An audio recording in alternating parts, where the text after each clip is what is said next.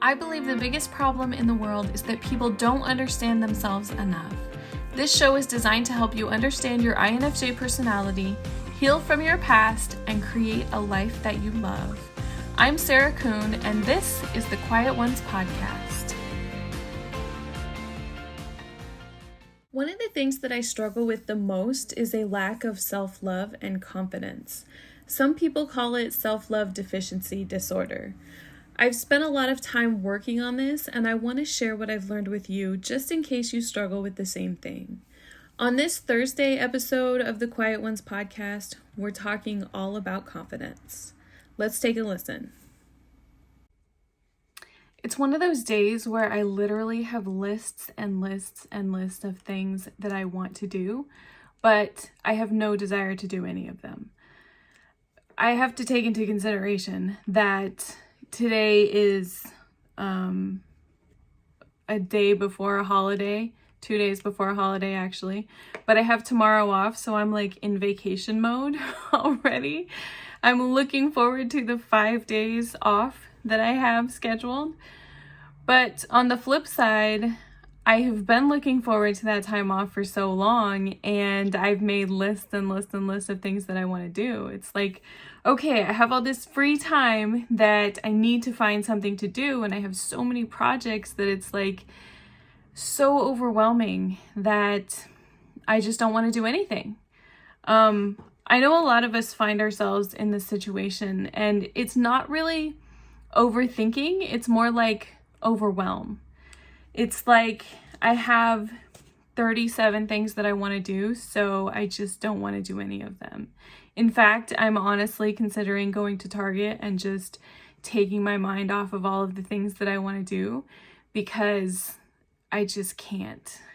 I have moments like this, sometimes it's days like this, where I think back to when I was in high school and college.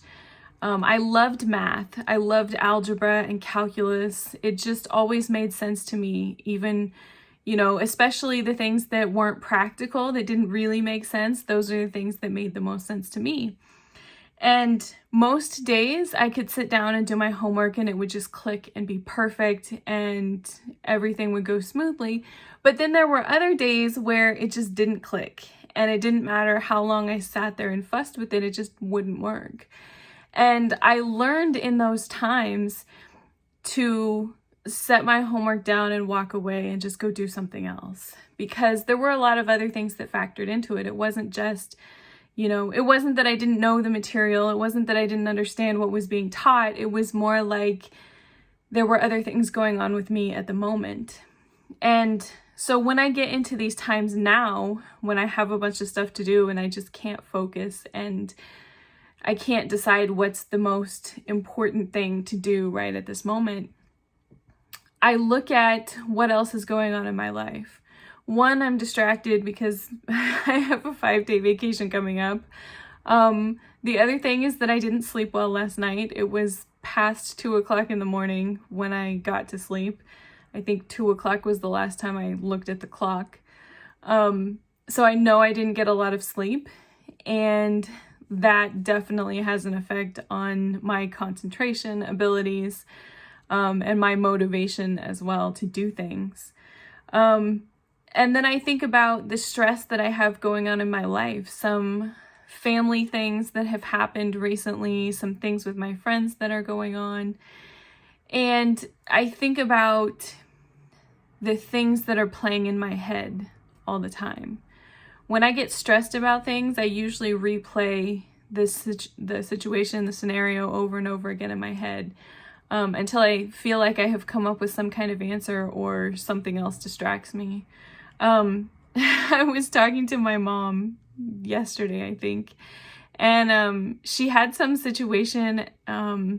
I forget if it was at work or at church or something. Somebody said something to her and I was like, "Oh, you should have said this." And it just like rolled right off of my tongue and it was super snarky. And my mom's like, I just can't think that fast. She's like, "I don't know how you think about these things so quickly. How can you have somebody who says something nasty to you and you just automatically respond?" And I'm like, well, it's not that I can usually respond like that. It's just that when somebody says something snarky to me, I usually, like, I take it straight to heart and I freeze. And so I don't know what to say. But then I'll think about that for like days, sometimes weeks or even months.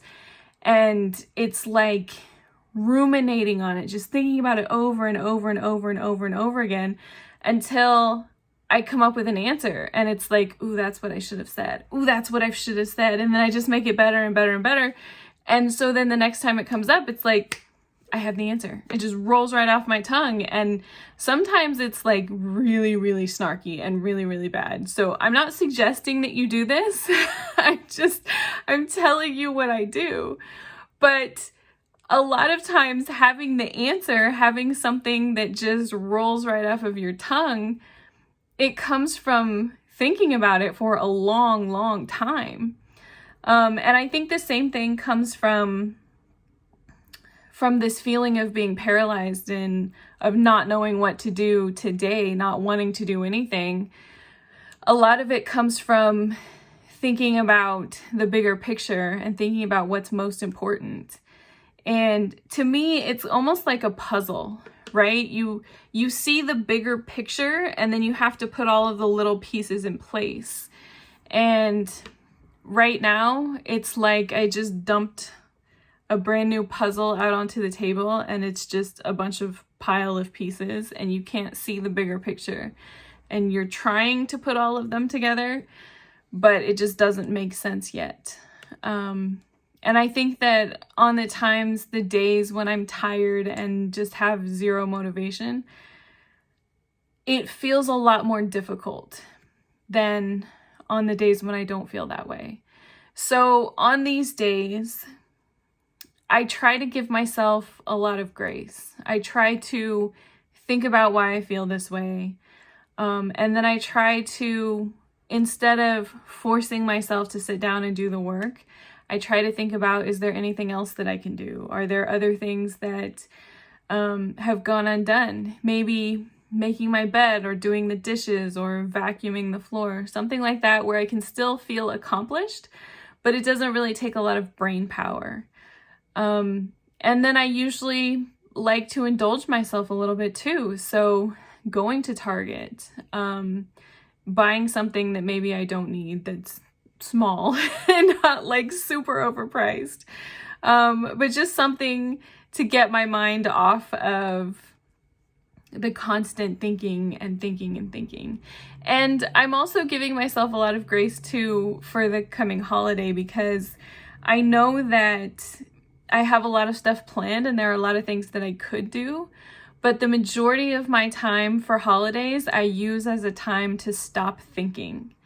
I have intentionally canceled my Netflix subscription because I know that there are like 3 or 4 different series that are on there that I want to watch.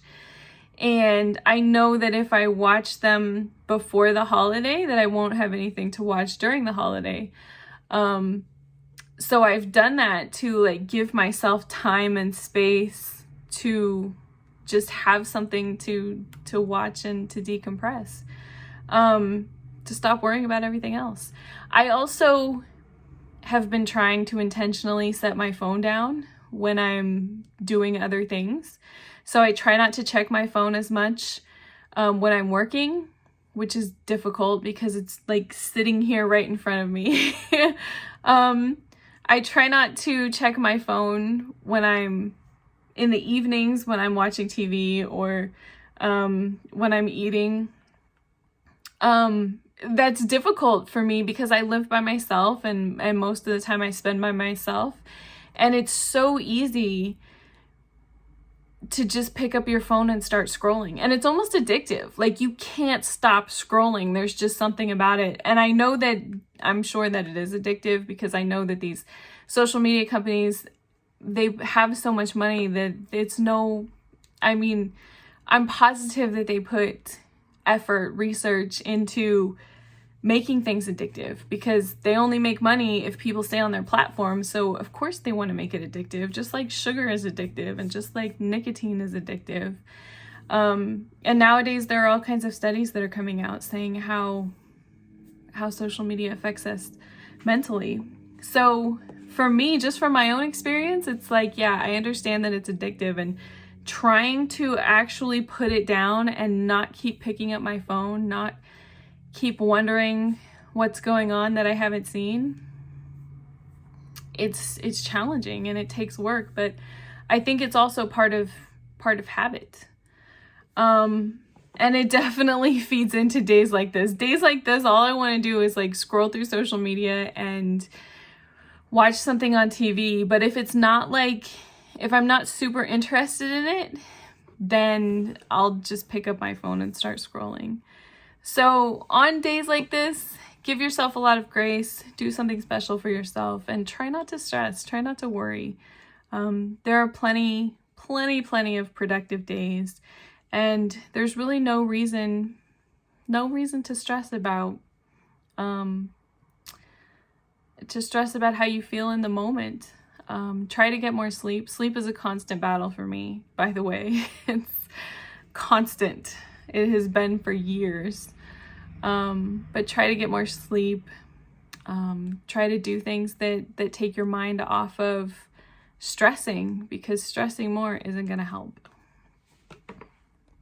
Thank you so much for listening. I really appreciate every single one of you. Please make sure that you subscribe if you haven't already, and leave a review wherever you listen to the podcast. It helps other people to be able to find us. Thanks again for listening, and I will see you again next week. Hi there! I just wanted to take a minute to say thank you so much for watching this video. I really hope that you enjoyed it. Please consider subscribing to my channel. I'm working very hard to produce content that will help you, and I really appreciate your support. Also, if you want some more inspiration, check out this video right here.